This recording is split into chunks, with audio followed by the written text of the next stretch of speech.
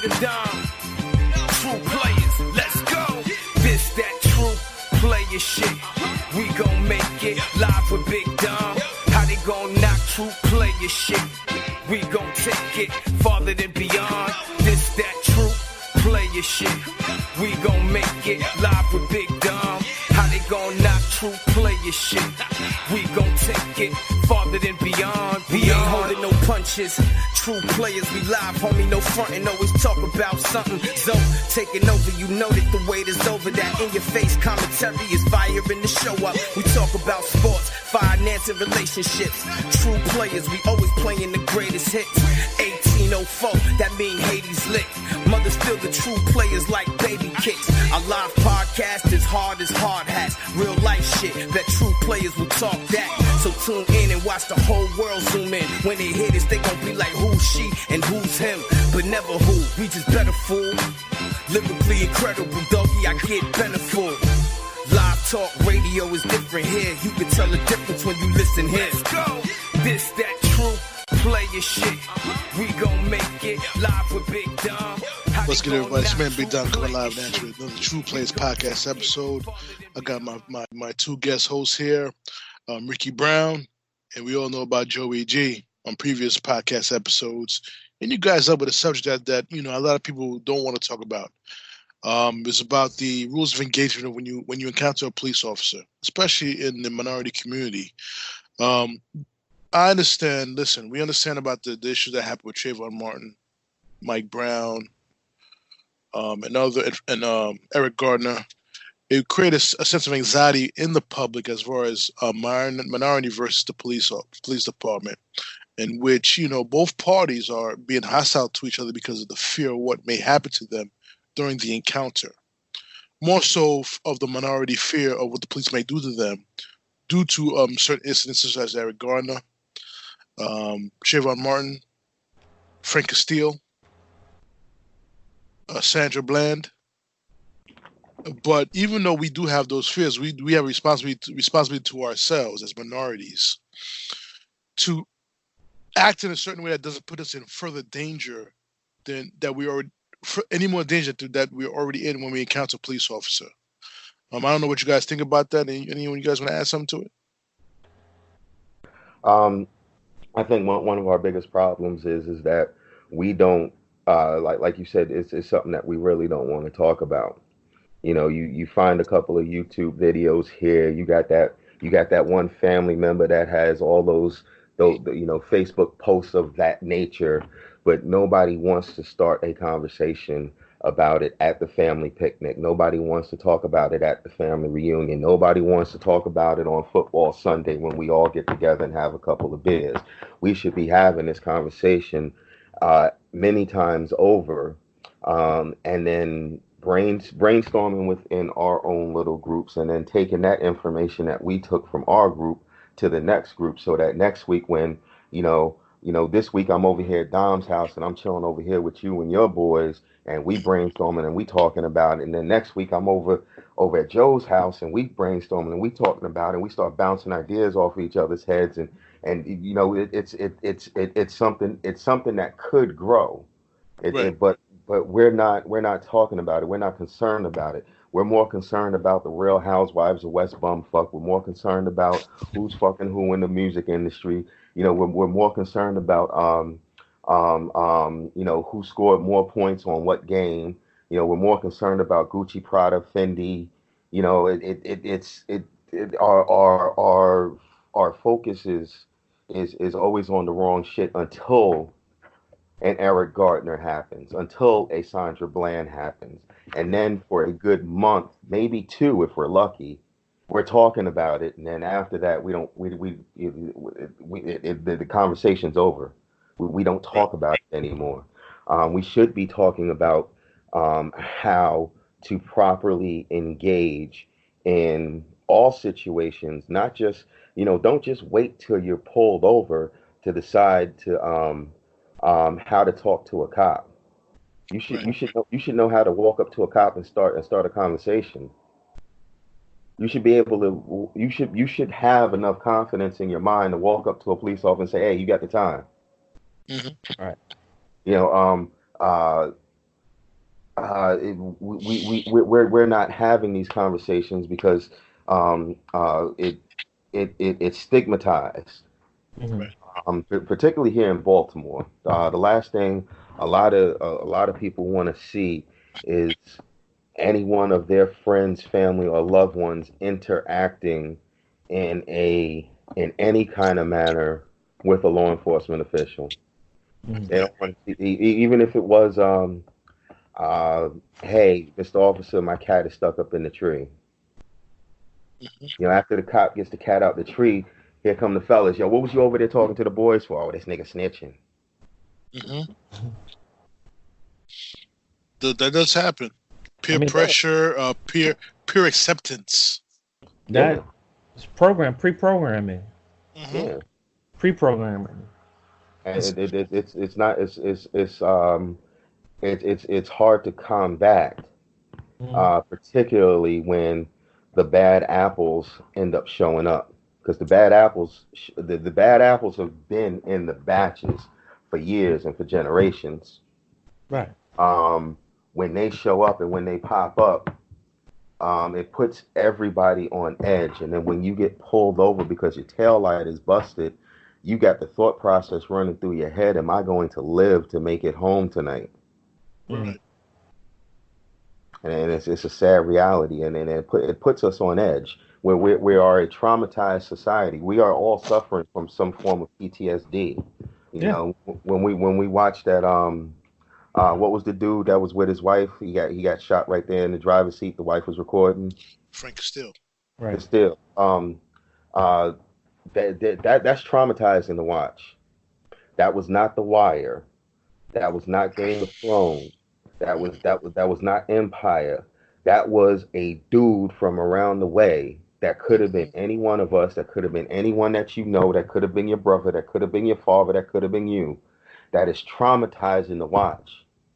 And then when you get pulled over as a man of color, I mean, some people don't want to equate all people of color, but let's just keep it real. If you're not white, you're always looked at as being a person of color. So I don't care if you're Latino, if you're Asian, if you're from the Pacific Islands, if you're not white, when you get pulled over, there is an anxiety that is capable of overcoming so many of us. And I can tell you, here in Baltimore, it triggers a fight or flight response. Absolutely. You know, people want to do one of two things: either they want to run or they want to fight. And unfortunately, a prime example of that is what happened to the young lady that used to live right down the street from me, Corinne Gaines. When she got pulled over for driving in a vehicle with no tags, her first response to the officers was that of a sovereign citizen. In other words, I don't recognize the law, the law of the land. Well, if you don't recognize the law of the land, then you're choosing not to participate in the activities that the laws abide, or that the laws govern. And if you're driving a motor vehicle, the law dictates that vehicle has to have insurance. That vehicle has to be registered. That the vehicle has to meet a certain specification for the amount of emissions that it puts out. The law is there for a reason. And she kept saying that. Was a crime committed? Yes, a crime was committed. You're driving without tags on your car. That's a crime. It's like, there's no victims here. Well, yeah. Every crime doesn't have a victim. Every crime doesn't have a victim. I could tell you plenty of times growing up in Uniondale, I went right down there to the Mobile on Uniondale Avenue and Jerusalem Avenue. I got my grandmother some cigarettes. Every time I did that as a juvenile, that gas station broke the law. Now, I wasn't getting the cigarettes for myself. I wasn't smoking the cigarettes, but the law was broken. A crime was committed, and there were no victims. Every time a crime takes place doesn't mean that there's a victim involved.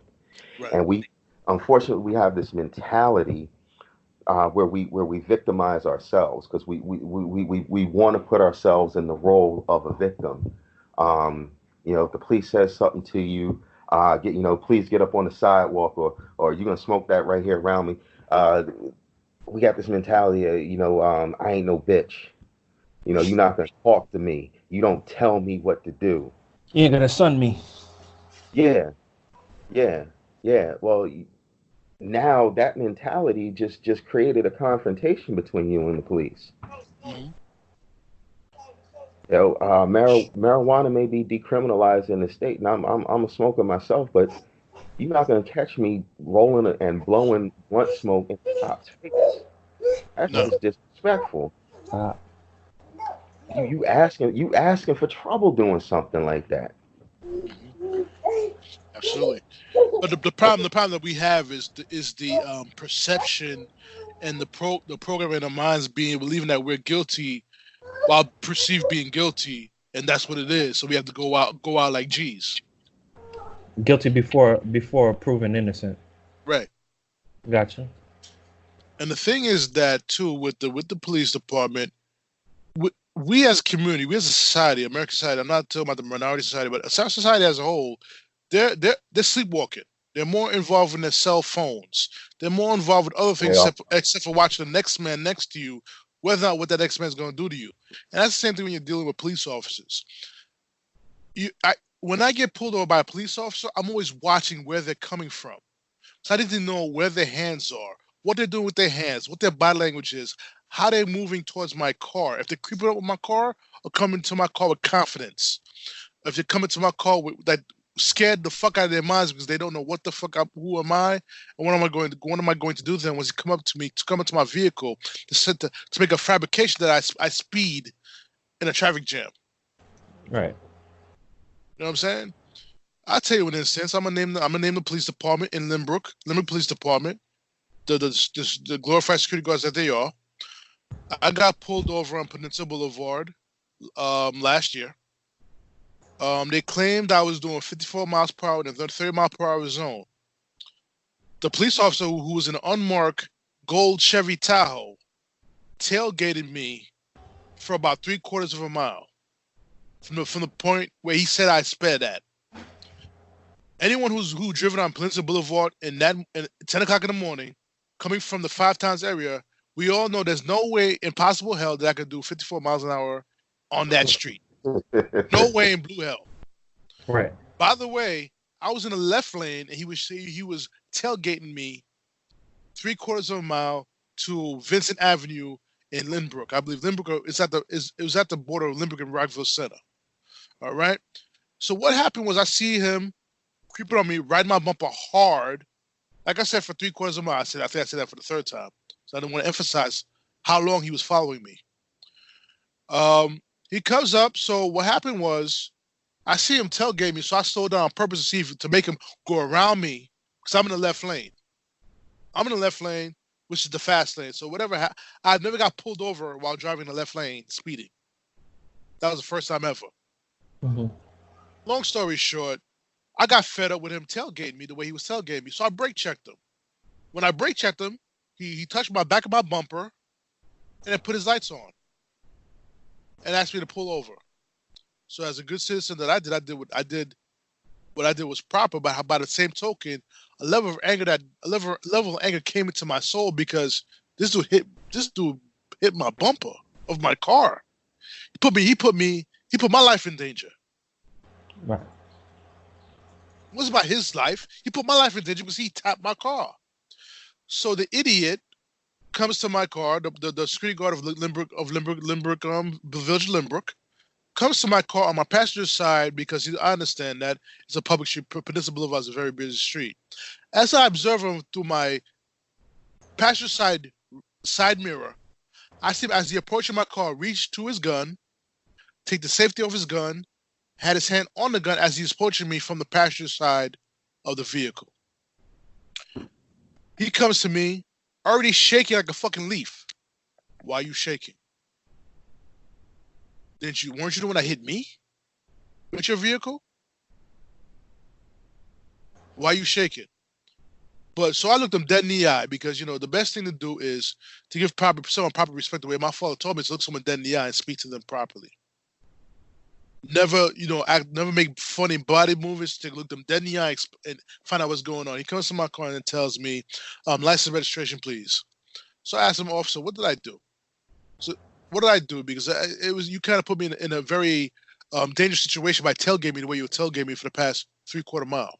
He said, well, you were speeding 54 miles per hour in a 30 mile per hour zone, and I got you from Fowler's Avenue in Lynbrook, which is closer when you get past Sunrise Highway. That part right there. I'm looking at him like, okay, so why did you jump my bumper at Farnham Street? Tailgated me from Farnham Street to Vincent Avenue. The way you tailgated me.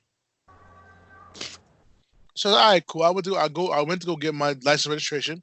I asked him before I reached for anything. Though I noticed how nervous he was, and how he was scared for his life for whatever reason. He was scared for his life. I was the one who got hit rear-ended, a left tap, rear-ended. But anyway, I asked him if it's okay for me to reach into my pants to get my license and registration. Mind you, I'm in scrubs. I wear shorts underneath my scrubs, so I gotta really reach in to get my wallet out of my pocket of my shorts, which is under my scrubs. He said, okay, fine. So I gave him my license registration. So I said, before I give him my license registration, my insurance card is in my glove compartment. Officer, may I reach to my glove compartment to get my insurance card? He said, that's fine. I went to get my insurance card. So I give him all the information. As I'm giving him the information, you could tell the fear he had of me not because he was scared of me, because he knew he did something wrong. He's getting away with it because he has a badge. So I calmly gave it to him like this, took it from me and walked back to his car. Mind you, I'm in my scrubs. So what does that mean? If I'm in medical scrubs, I am a first responder. Yeah. He had no regards for that. So, like I said, I kept my composure, I kept my cool, even though he was 100% wrong. I kept my composure and cool because he shouldn't have pulled me over in the first place. So I didn't do the speed that he claimed I did. How can you calculate my speed when you're in motion yourself? He advised me that he noticed he measured something about the amount of the lane lines, the space, and the wind from my rearview mirror. I look at him like, are you crazy? Are you on drugs? He must have. Let me tell you something. This officer must have snorted some PCP, some angel dust. He smoked some real shit from the come up with that cockamamie reason to pull me over saying I did 54 miles per hour. Oh, by the way, he finds at the end, I caught you by radar. And I gave him this look. I was like, how can you? You are in motion. Your radar calculation is inaccurate when you're in motion. Right. Why are you pulling me over? So, and I'm gonna show you a different dynamic that I got pulled over by the state trooper on my way home from work on Halloween night. Guys, I'm gonna be honest, I was speeding down Meadowbrook Parkway. I sure was. The dude came right behind me. Both officers are white. Okay? He pulls me. I immediately, when he saw me, I said, all right, me just pull over. And I was like, oh shit, I'm here. It's my second ticket in 6 months. My license is going to be suspended. The confidence of that cop coming to my car was totally different from what I dealt with from the Lynbrook Police Department. Totally different. He was calm. He didn't even ask my license registration right away. He asked me questions. Where are you coming from? I told him I'm coming from work, man. I'm so tired right now. I can't help it. I'm tired. I'm trying to get home. So he asked me, how fast you think you were going? I said, I don't know. Maybe I probably did 65, maybe a little over 65. I'm not gonna lie to you. I'm trying to get home. I'm tired, man. I had a long day at work and stuff like that. He said, all right, let me see your license and registration. So I said, officer, can I reach into my pocket to get my license and registration? He's like, yeah, sure. I go in there, pull up go in there with my pocket, said, Dominic, do me a favor. Show me your ID. I'm getting it right now for you, officer. No, your hospital ID. So I want to make sure you're telling me the truth, that you do work at a hospital. I need to make sure you're a first responder as you tell me you are. Because today is Halloween. So I said, oh, sure. I pulled out my ID, my hospital ID, Northwell ID. Say, you know what, Dom? Why don't you go home? Enjoy the night, but be safe out there. And you have a good night. I told the officer, thank you very much, officer. You have a blessed night also, and be safe out there. Have a good night. We went our separate ways calmly and peacefully. See a difference in two dynamics of two different officers? Very different, yes. But Yeah. see now, here's a key thing that you did that a lot of us don't do in those situations was you read the officer's body language. Mm-hmm. I've mentioned this to you fellas before in conversation. You know, when you find yourself in a situation where you're dealing with the police, you got to remember that they're human beings too, and you don't necessarily have to turn into Kevin Hart or Cat Williams, but if you can get them to be able to conversate like a human being, your interaction is going to go a lot easier. Mm-hmm. Now, I got two situations that I could tell you about. One situation was much like yours. Mm-hmm. I'm working as a bouncer, and I'm also doing Uber. I did my thing that night. It's about 4 or 5 o'clock in the morning. I got off from being a bouncer. I hopped in the car. The bars were closing. I made me a couple of rides, made me a couple of dollars. Now, guess what? I'm tired as hell, and I'm coming down Liberty Road, and I'm doing about 60 miles an hour. Mm-hmm. I get past the Rite Aid, which is a famous, notorious spot where the cops sit with their radar out. Yeah. And sure enough, them lights went on. He jumped out on the Liberty Road. I pulled over. Now, by the time he got to the car, I already had my license and registration because as an Uber driver, I kept my license and registration inside of one of those compartments in the car so that I could just, bam, grab them real quick. So by the time he came to the car, my license and registration were in hand, and my keys were actually on the roof of the car. That's a little tip I got from the Masons. Put your keys on the roof of the car. They know you're not going to try to take off on them. Mm-hmm.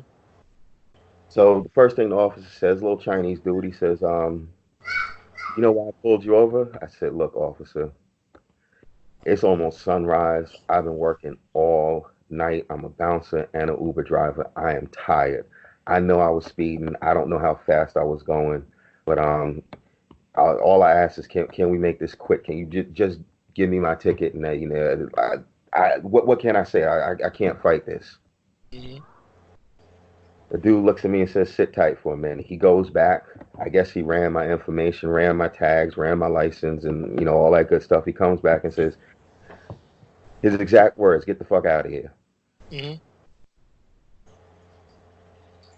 Mm-hmm. No ticket, no beef, no argument. I knew I was wrong. Mm-hmm. As far as I was concerned, I really was prepared to just look, just give me the ticket and let's get this over with. Mm-hmm. I mean that's really how I was feeling. I was dead tired. Right. I'm tossing people out the club all goddamn night, and then on top of that, I hop in the car, and as an Uber driver now, I'm taking these drunk assholes home. Mm-hmm.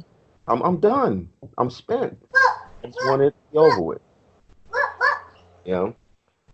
Now, another situation. I went through some traumatic experiences. Mm-hmm. So I called up my insurance company and I told them, I said, look, I don't know where to go. I don't know where to reach out to, but I need to find someone that I can sit down and talk to. Because I don't want to end up in a position where I feel like hurting myself or hurting someone else. And they took that as a red flag, and they called the police to do a wellness check on me. Mm-hmm. Now, if anybody has ever had done, or witnessed a wellness check, you know that they're quick, they're short and sweet. They take 2 to 5 minutes, unless there's an issue. If there's an issue, well, now we need to get somebody involved, some type of crisis negotiator that can actually talk to the individual. But I wasn't in that position. In fact, that's the whole reason I was reaching out. I was reaching out before I got there. Mm-hmm. So the police show up, three officers and 2 cars. Yeah, well, we heard that you called your insurance company, and they called us just to do a wellness check. You know, we just want to make sure that you're not, you don't want to hurt yourself or hurt somebody else. What could have took 2 to 5 minutes ended up with the police being there for 45 minutes because we were cutting it up. Mm-hmm. We talked about so much other shit other than mental illness or the trauma that I had gone through. We talked about guns. We talked about going to the range. We talked about the metal storm. Why? Because I talked to them like they was human beings. Mm-hmm. I'm showing them YouTube video. Like I'm sitting there cutting it up with the officers for so long. The guy across the street from me said, "What were you showing them on your phone?" I was showing them some YouTube videos. Mm-hmm. Like, why was they over there? And they just came to check on me. Mm-hmm. Now that's all the information that he needed to know at that time, because like I said, I was going through something. You know, when you're going through something, you really don't want to share everything with the world. Right.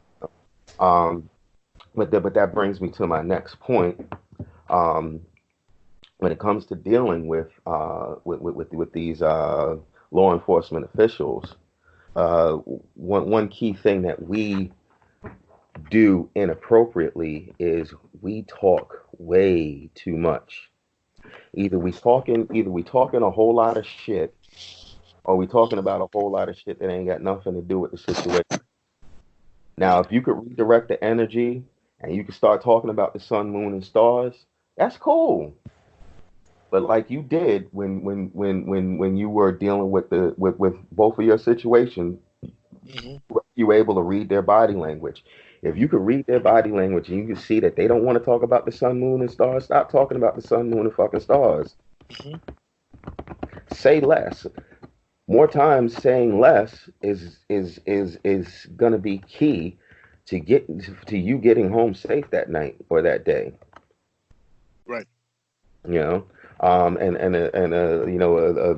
a key thing that you did that, you know, people don't have to do, but I suggest that they do it because it's just courtesy. You know, these are human beings just like anybody else. You say to them, "Hey, my license is in my pocket. Can I reach in my pocket to grab my license? My registration is in my glove box. Can I reach in my glove box to grab my registration?" Because you know what? At the end of the day, they want to get home to their families and they want to get home safe as well. Mm-hmm. So when they pull you over and they see you reaching for something and they don't know what the fuck you reaching for, Mm-hmm. now they got their gun drawn. And your first was the average individual, their first was, "Well, why you got to pull your gun out?" Mm-hmm. Well, they may be wearing body armor, but they're trained to shoot at the heart. We aren't. We go for the nuts and we go for the head. two places that body armor don't cover. Exactly. And also, too, let me add too. Also, with in the cases of Castile, he had his girlfriend in the car. I don't remember the incident. I don't think she said anything. But you know, sometimes we got big mouth girlfriends or big mouth passengers who stir up shit. Right. Now, in the situation at hand, if before the police officer comes to your car, speak to everyone else in the fucking car. Tell them, "Shut the fuck up. Let me talk. Don't say a word." Right. You have to have a cool head in the situation. And if you're antagonizing the cop and if you're not the driver of the car, you should be quiet until you're talked to by an officer in that situation. Just sit by and watch what's going on. Right. Now, if the person who's talking, if he's belligerent, then you excuse that person and you talk for the rest of the car. That's what I'm gonna say in that situation. If the driver's belligerent, putting you in jeopardy, then cut that person off and kind of hush him up, and you speak to the officer in a manner where he'll receive it, as opposing to be combative. And then now we have another situation. Now everybody in the car is at risk. Mm-hmm. We don't need those situations happening. I've seen too many people get hurt over those situations also. It's kind of like back in the day when we were in school and you had that one person who's not going to fight nobody going to both parties, stirring up shit. Right. Just because they want to see what happens. Well, in this situation, the instigator. In this situation, it's a life and death situation. It's not a game. Ain't no coming back from that situation. Remember, Sean Bell got gunned down, 40 bullets, coming home from his own bachelor party. And he was in a car with four other people. He was a passenger in the car. There's 5 people in the car. So we don't know what happened. Well, we know the police opened fire. Why they opened fire on Sean Bell at the time? We don't know. We don't know what happened, but I know we all know that a couple of police officers were guilty in doing that because, like I said, they failed the rules of engagement when they're dealing with a citizen. They did. You know, it's bad enough that you killed him, but you filled him up with 40 bullets. You know, that reminds me of the whole Diallo situation. The dude barely spoke English and thinks to himself, you know, let me pull out my wallet to show my ID. Mm-hmm. Yeah, unfortunately, he found himself in a position where he did not. He didn't understand the situation because he didn't speak the language. And I'm not using that as an excuse. I'm just saying that was an unfortunate situation for him. Okay. You know, and that kind of brings me to my next point, because there's plenty of bad apples out there, and you don't know who you're dealing with when you encounter these police officers. So it is best to have an already set plan. You know, a wise man once taught me, if you stay ready, you ain't got to get ready. Right. You know, so if you don't know, there's plenty of good cops out there, there's plenty of bad cops out there, but if you have a plan of action already set in place about how you're going to deal with situations, more often than not, you can find yourself walking away from those situations. Very true. Or at least able to walk away from those situations. Maybe you're walking away with a fine. Maybe you're walking away pissed off because they done said some shit. But if you don't allow that to trigger an emotional response, you'll be able to walk away. Right. And truth be told, on both parts, we just want to walk away. Yeah. We want to walk away from the situation. Being a cop, you want to walk away from that situation and get home to your wife, your kids, whatever, your girlfriend, whatever the case may be, your dog. Right. You want to get home. That is your main purpose. You want to do your job and go home. Right.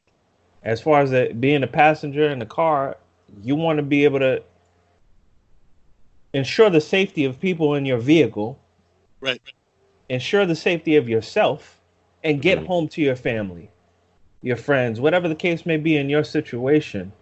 Yeah, we fail as far as communicating with others. That's a failure on everybody's part. As far as body language and reading the body languages, sometimes it's misinterpreted. Police officers sometimes misinterpret body language also. Sometimes they're not present of mind to see that a person is disabled or has a learning disability.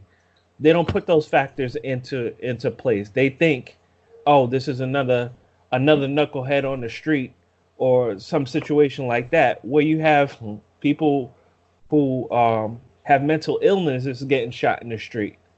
Yeah. Now that to me is crazy. Unarmed, yes, they're vocal. They may be having a tantrum or a fit or some situation, but there's a way to restrain them or not negotiate with them, but bring them down. Exactly. Why don't cops just bring people down? There's a way to talk to somebody in a manner where you could bring down the level. You bring down the level. I'm not saying this as an excuse, but unfortunately, a lot of them aren't trained for that. They have quote unquote specialists within the department that'll do stuff like that, but your average patrol officer isn't trained for that. That's unfortunately. That should be a mandate. They should have some type of training in that area. I think it would be a very important skill for them to have in the field when dealing with other people. And if they don't know, they'll know afterwards, and maybe it'll be a part of their regimen as far as their work ethic. Well, part of the issue with that is, you don't always, you can't always recognize a mental illness. There's if somebody has a cold or if they have a flu, you can tell from them coughing. You could hear the raspiness in their voice. But what's the difference between a bipolar individual that's going into their depressive state or coming out of their depressive state, going into their manic state? What's the difference between that and someone who's just regularly cantankerous and just F you, F the police, F everybody, F the world? It's hard to tell the difference between those two types of individuals. And then, if you did get people to walk around, like, say, with a sign around their neck, there would be a stigma attached to that, and people would say that would be unfair and it would infringe the rights of people who have mental illnesses, which I would wholeheartedly agree with. I don't think it would be beneficial to anybody for mentally ill individuals have themselves identified as mentally ill. I can agree with that, but the only thing I'm going to say is this: on our IDs, if you were prior service and you were a veteran of the armed forces, on your license it says veteran. Right. Those who went to wars and come back with PTSD.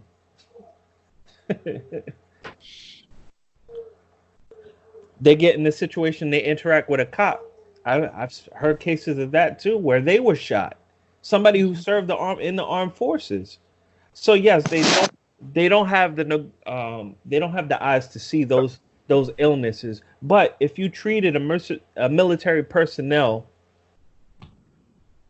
in a certain manner, because most cops do, being they know you were in prior service, they have a certain decorum they talk to you, or a certain level in which they will speak to you. If they feel like they're talking to their brothers in arms. Right. Because you've held a gun, you know what it's like, you've served, so they understand that's service. Mm-hmm. But that same capacity to talk to somebody who was a veteran, you should be able to talk to somebody who is a regular citizen. Right.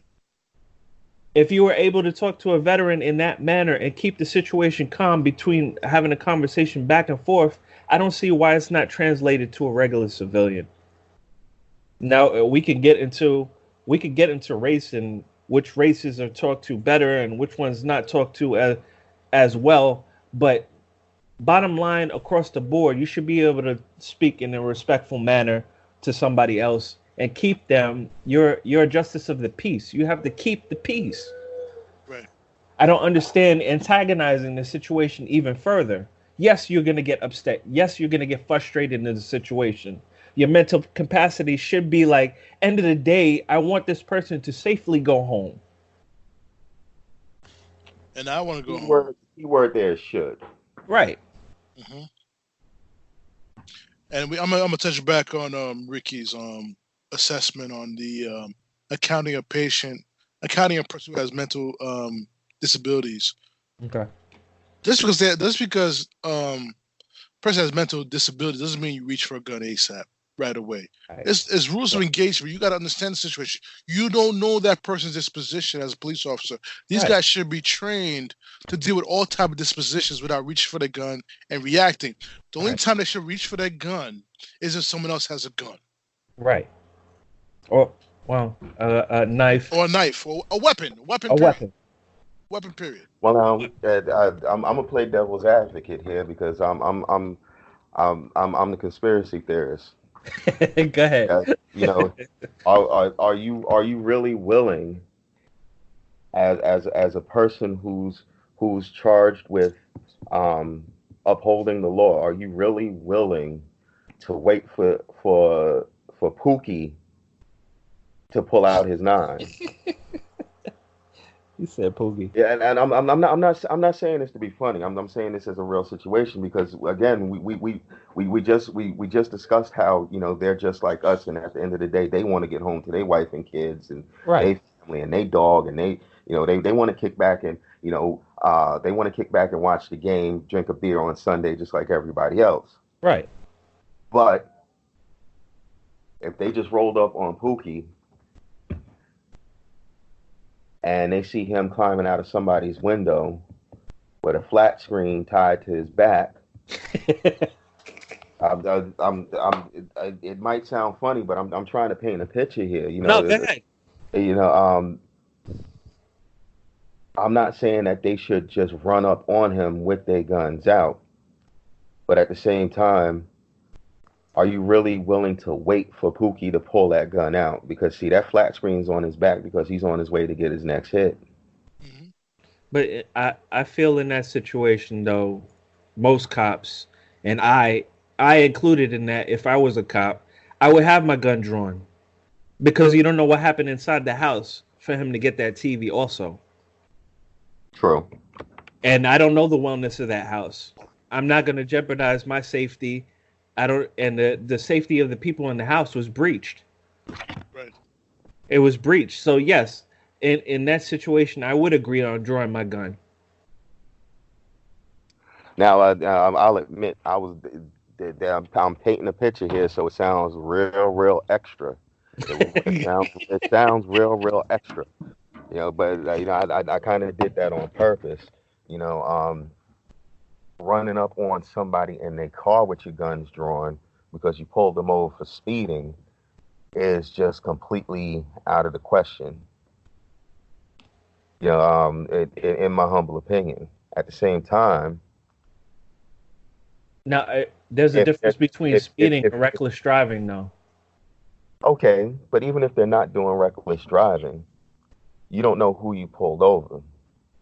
True. And I'm not excusing anybody who has anybody who was in a situation where life was lost at a traffic stop, because we've heard about it time and time again. Mm-hmm. But this is why Dom had said earlier, I say to the officer, my license is in my pants. Can I reach for my license in my pants? My registration is in my glove box. Right. Can I reach for my registration in my glove box? All right. You got to treat it like a life and death situation. It's sad. It's sad to say, but all my life in my dealings with police officers, that's what I've done. Nobody taught me that. It's just an instinct that I had. This person doesn't know me. He doesn't know anything about me. He's assuming the worst of me. So in that situation, I want you to know what I'm doing. I want you to know where I'm reaching, what I'm pulling for, where my hands are going. If my hand is off the steering wheel, I want you to know what my intentions is when I remove my hand from the steering wheel to go to where you're asking me to go. Simon Says, do this. Mother, may I? Those are the games we played when we were younger. This applies when we're dealing with police officers. It sounds stupid, it sounds silly, but it'll save your life in those situations. It really will. Most of the time, but the base, yeah. Because sometimes you got cops who are just there to take you out. The main objective, they come with racial undertones. They're coming to take you out no matter what you do. But that's few far in between. But we have seen it happen with Frank Castillo. He was being cooperative. He still lost his life. Right. And I'm gonna hit you over a different scenario in defense of the police officer. There was a story, I don't know, was it last year or the year before, on the Sunset Parkway. A state trooper went to go pull over. He pulled over the guy on the Sunset Parkway, and as the cop was, by the car, I don't know what happened. I don't know how the cop was hanging from the guy's car. The guy drove off while the cop was hanging from the guy's car. Yeah, I heard about that. That made national news. And I must say, if I was that cop, my gun is coming out to blow his head off. But I don't know, for some God-given reason, that driver was able to get have handcuffs put on him, and taken to prison. And truth be told, he should have been killed on the spot. Well, you know what? I mean, that goes to show the decorum of that particular officer. Right. And like he was able to maintain his professionalism. You know, I think highly of myself. I'd like to think that in that same situation, I probably would have, done the same thing. But, when as Cypress Hill says, when the shit goes down, you there's better no be ready. help. Better be ready. I mean, you're hanging on to the car for dear life. Right. I don't think you're thinking in that moment. You're just thinking of survival. Exactly. It takes a certain mental fortitude to be able to even think and process properly in that situation. Right. I mean, that officer showed a lot of restraint. And because truth be told, if that was me, if I was in his shoes, if I had the badge and the gun, that guy's dead. I'm sorry to say it. I'm blowing his head off. I don't care if he's during the car. Well, during me being dragged in the car, one thing I want to blow his head off while he's driving. But as soon as he pulled over, I'm putting one between the eyes. I'm sorry. You endanger your life of a police officer doing the right thing, pulling you over because you violated the law. Right. And you try to flee the situation and thus putting my life, the officer's life, in danger. Not just the officer's life, but the people on the road also. Exactly. We don't know your driving capabilities, and this ain't the Fast and Furious. No. So that's there's catch-22 on both sides. Yeah. But we as a community have to do a better job. Our community as a whole, including the police department, to engage better with each other. Can I rewind a little bit? Because sure. Rick made a couple good points. Mm-hmm. As far as interactions between people talking about these situations. Mm-hmm. The only entity that I feel in the community that could get across the board, not political, is religious. In the churches, in the mosque, wherever they congregate together, I know there's police officers that come there to worship, to praise, and things of that nature. If you have that community together, why aren't they addressed there? These are places where we can talk to one another and come up with a resolution. I can give you an answer to that. However, it's not going to be a nationwide answer. It's only going to pertain to here in Baltimore. I can tell you here in Baltimore, a lot of the police officers don't live in the communities that they police. In fact, a lot of the Baltimore City police officers are residents of the state of Pennsylvania. Right. And you would think, hearing that, you probably think, well, maybe Baltimore City residents can't pass the background check, or maybe they can't pass the drug test. No, that's not the case. They can't pass the physical test. Believe it or not. That's the biggest reason why most of the Baltimore City police force is from outside of Baltimore City. I can understand that part. My only qualm with that would be, my only qualm would be political wise. I mean, this is a church. You have influence. If there's a voice from the church that carries over into politics, you're dealing with congregation. In that congregation, there's got to be somebody that's related to, somebody that could talk to. You know what I'm saying? I don't see how we have this structure and it's not being utilized. Well, I think a possible solution to that is by mandating some type of interaction from these departments with these religious organizations. No. And that doesn't mean, that does mean show up in uniform with your badge, but that doesn't mean show up in uniform with your badge and gun. Right. You're there to talk, and you're there to be a liaison, and not just one officer. Right. Because one officer can come in there and talk some slick shit. No, these are the dudes that are gonna be patrolling this neighborhood Right. this week. Right. At some point this week, these 5 officers or these 10 officers are gonna be patrolling this neighborhood. Right. One, we need to hear your concerns. What's going on in the community? Mhm. 2, we need to hear your concerns about, how you feel about us and how you feel we're doing our job. And they the people need to be able to freely express themselves. But again, we're talking about a place of worship, so generally speaking, people are probably going to be biting their tongue. But you're always going to have that one in the group that, what, y'all ain't shit, y'all this, y'all that, and blah blah. Right. But they need that feedback so that they can grow as an organization to be Right. able to better do their job, or at least the job that they're supposed to be doing. Now here's the flip side to that coin. I lived in Jacksonville, Florida, Duval County, for about 10 years. Mm-hmm. All right, we were on the west side of Jacksonville. Now, what I know about their laws and everything like that, they're pretty much a Confederate state still. As far as the lawmaking, they can make it as they choose, as they see fit. And that's just the way the state is run. The highest totem pole, as far as religion, is the Baptist Church. It's right next to the jailhouse that's downtown. I mean, they're less than a mile away from each other. But this is the same Baptist church that helps make the laws that happen in Jacksonville. So if you have that much influence, that much power,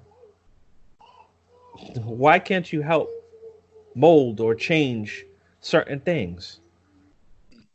That's what bothers me in my head. That's what bothers me. It kind of sounds like they are helping to mold and change certain things, but not necessarily for the better.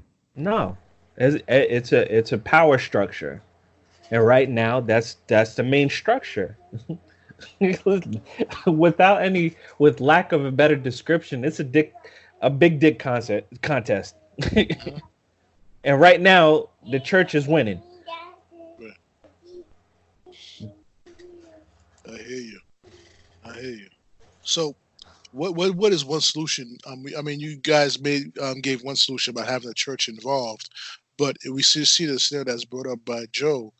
That sometimes the church is not really a beneficial asset to try to bring solutions to the issue of community engagement with the police officers.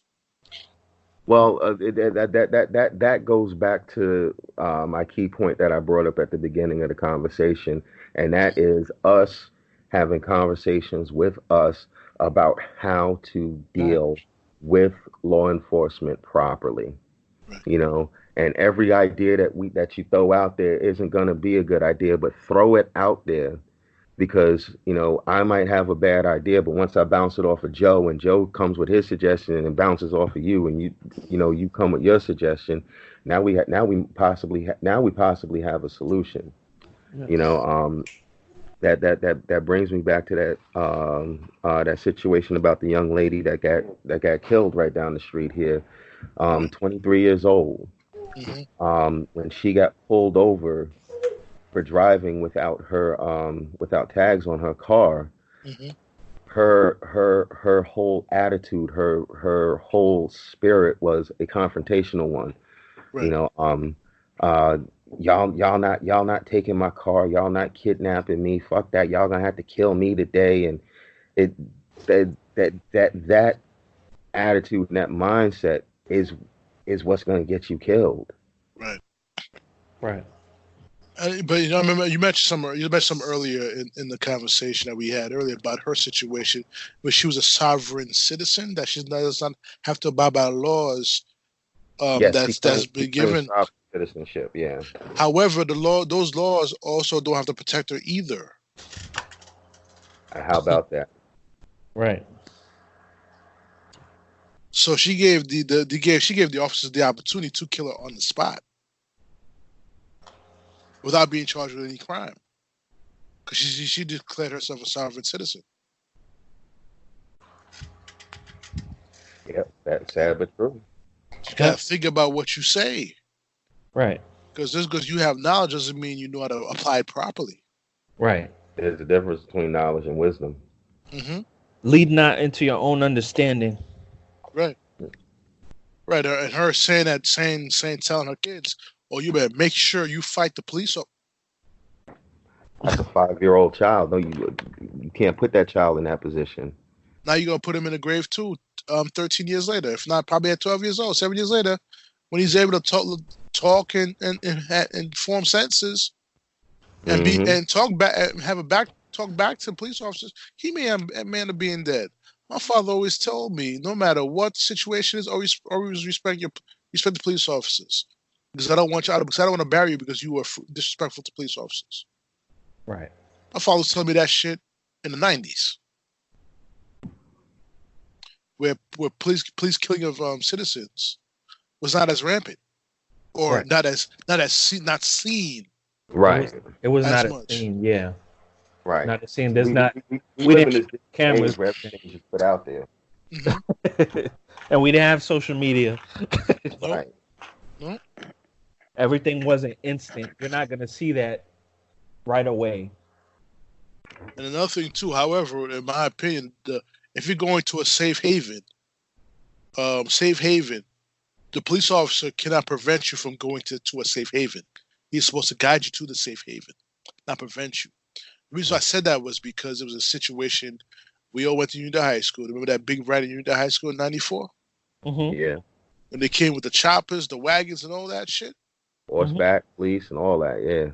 You know what I'm saying? I was trying to go home to my house, and when I was reaching the corner of Emerson Place and Henry Street, I had to walk across the street because the neighbor at the first house to my right had a Siberian Husky and a big ass Doberman who were unleashed, who were not under a leash by the house. So what I did was walk across the street to avoid dealing with them, and I walked on that other side of the street until I got close to my house.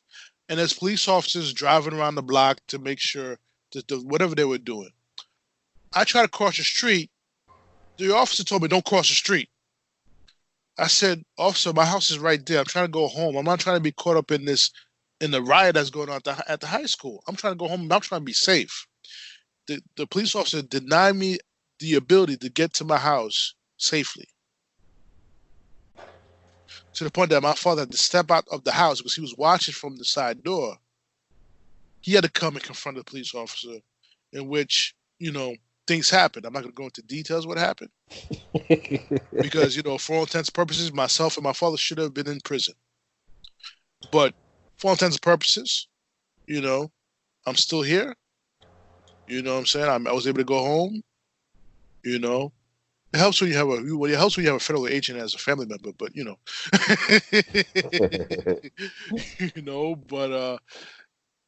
situations like that, the police officers made a situation tougher. Instead of guiding me home to get me safe, they were the ones that put me in a dangerous situation. Right. Just like the situation when I got pulled over in Lynbrook. Police officers placed me in a dangerous situation. I didn't do nothing wrong. By tailgating you, yeah. Yeah. Because what if somebody ran out in front of your car? What if a deer ran out in front of your car?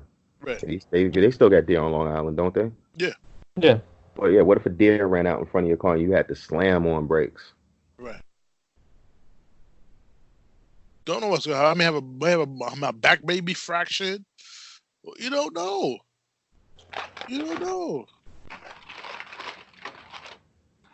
So, like I said, we got to, we all, as everyone in the community has to do better. Every single person individually do better. I don't know what the resolve would be as far as helping this situation, but this is a starting point, maybe just to stimulate some thoughts or creative ideas may come out of this and how to help fix the situation. That's my hope as far as this podcast was concerned. I'm not trying to antagonize any side on this. I'll just give you a different perspective as far as the way it's looked at. We're too pro and con on the situation, and we need to be more objective when we're looking at the situation. Yeah, because every situation isn't as black and white as it seems. No, I mean, the media will definitely take the opportunity to sensationalize the death of a person of color. Right. They will take that opportunity and they will run with it. And then when they start giving out the specific details of what happened, those details are overlooked and ignored. You know, like with the situation that happened with the young lady down here, Corinne Gaines, like with the situation that happened with Mike Brown. And I hate to say it, but Mike Brown was a child. But we're talking about a child that was over 6 feet tall, very heavy set, and started assaulting a police officer who was sitting in a car. A seated man sitting in a car is not going to determine that this 6 foot something, 200 and something pound individual is a child. Right. All he knows is that he's getting hit and he's getting punched. He's getting hit by a heavyweight. Yes. Literally. He's getting hit by a heavyweight. I don't want to be hit by a heavyweight. I'm about 190 pounds right now. A heavyweight is like 200 pounds plus. I do not want to get hit by that. Yeah. But those details about the interaction between him and the police officer did not come out until well after the fact. But yet, this is how it gets ignored because we still put him and Corinne Gaines in the same category as a Trayvon Martin. They are a person of color. They are a person of color that lost their life, but there are also people that were they weren't necessarily, poor innocent little victims. Corinne Gaines sat up in her apartment with a shotgun pointed at the police officers for 6 hours. Right. That child wouldn't have been in that apartment. It probably wouldn't have been a 6-hour standoff.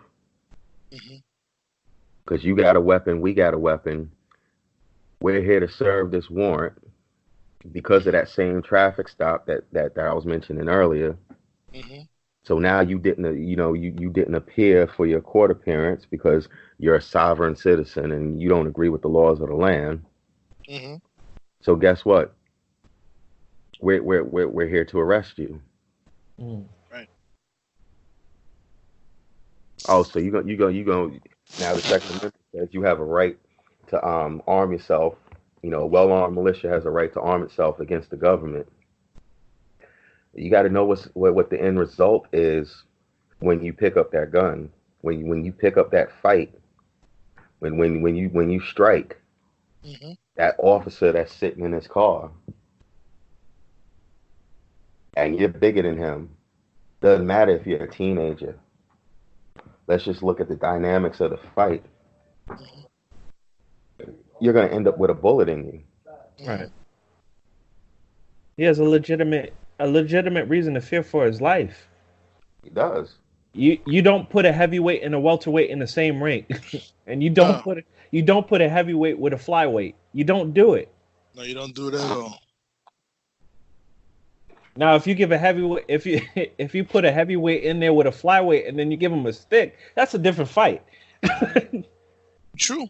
Because there's a level of balance in that situation. But that's a whole different. Flyweights got guns, right? So heavyweights don't need to be picking the fights with them. No. True. Bottom line is, if you don't have it, you shouldn't be starting nothing, man. Nah. And if you do have it, just be prepared for war. Facts. You knew when you got that registration for that piece, or when you got that piece, however you got it, what your intentions was when you got it. Right. And if that's the case, in those situations, you do what you got to do. You do what you got to do. End of the day, I know that my mandate is to get home to my family and my friends. and keep everybody that's around me safe. And if I could do that just by talking calmly to a police officer, following his instructions, whether right or wrong at the time, I know I can get through that situation and fight later if need be. True.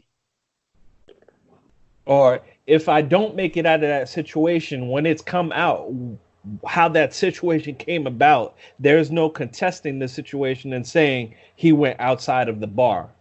Right. That it will be known that I followed to a T my instructions. You know, something else I'd like to point out is that every fight isn't a physical one. Right. Because you might lose this battle, but you can win the war if you know what you're doing. Right. We don't play chess no more, so we not into strategizing. We're not trying to think 3 moves ahead. No. We're not thinking, let me get out of this situation so that I can get to a phone and call my lawyer and explain to him and break down what happened so that he can order the body camera footage and we can expose this bullshit that just happened on this particular date at this particular time. Right. You know why? Because we're always distracted. Distracted. There's always something distracted us from thinking, probably being 2 steps ahead. You know what's funny about that? Yes, we are distracted, but everybody wants that microwave fix. They want that fix now. You're wrong, so I want you to admit that you're wrong right now, not later. We don't have to go to court. I know you're wrong. But yeah, you were sleeping at the wheel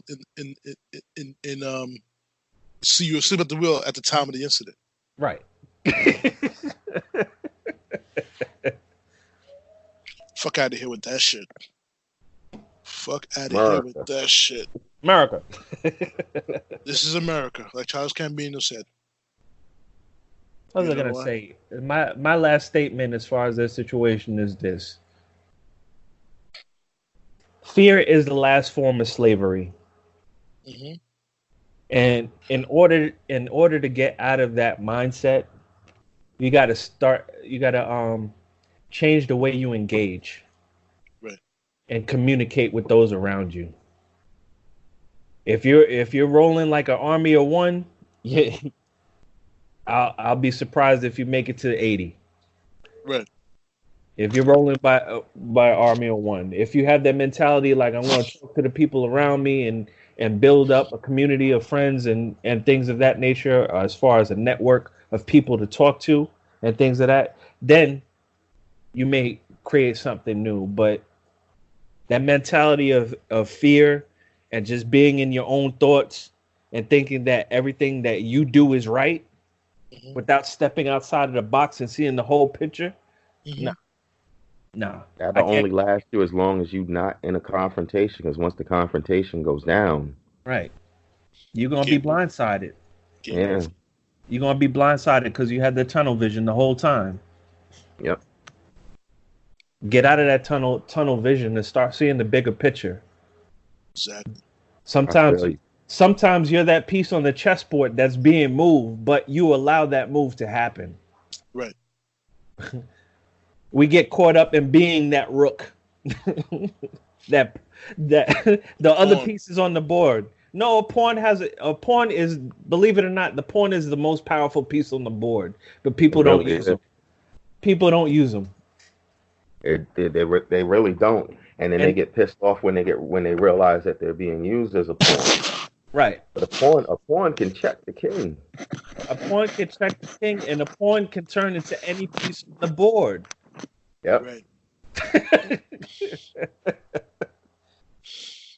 All you gotta do is keep moving forward. Right. Exactly. That's it.